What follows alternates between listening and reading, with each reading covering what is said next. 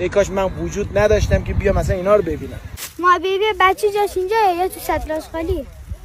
الان اینجا ما مثلا بچه‌های شما بزرگ شدیم، نمیخواد جنگلی برای ما برقرار باشه بمونه که ما بیایم بشینیم. دستمال کاغذیایی که برای سرویس استفاده میشه اینا رو با خودتون ببرین.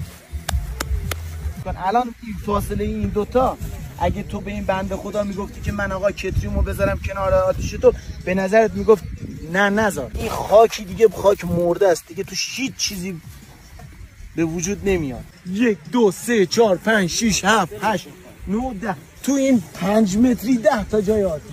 به جای این آشغالا، این آدمایی که این آشغالا رو میگیرن تو این کیسه زباله بذاریم. کدام شبکه پخش میشه؟ خب امروز علاوه بر این بچه‌هایی که خودجوش اومدن کمک، منابع طبیعی هم به ما ملحق شد. دست شما درد نکنه.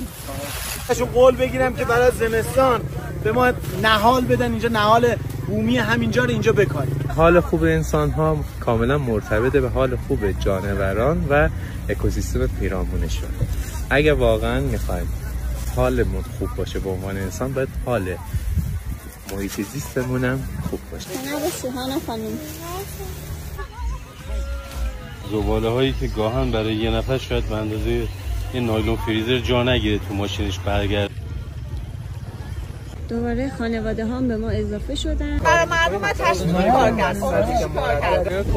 باکس های جمع‌آوری زباله زدیم. خیلی از زباله هامون میاد. یعنی ملت ما همش اینجوری نیستن که بندازن. اینایی که پخش میشه نتیجه چیه؟ نتیجه زباله‌ای که اون بنده خدا آوردن تو باکس زباله گذاشتن، جمع نشده، آتیش هم نداره. سگ اروپا بعد از اون اینو پخش کرده. در این که پوست میوه تجزیه میشه هیچ شکی نیست، اما زمان میبره، 1 ماه 2 ماه 3 ماه، ولی ظاهر طبیعت رو خراب میکنه. آجیل و پوست تخمه هم ظاهر طبیعت رو زشت میکنه. ماشین اول پر شد، اینم ماشین دوم.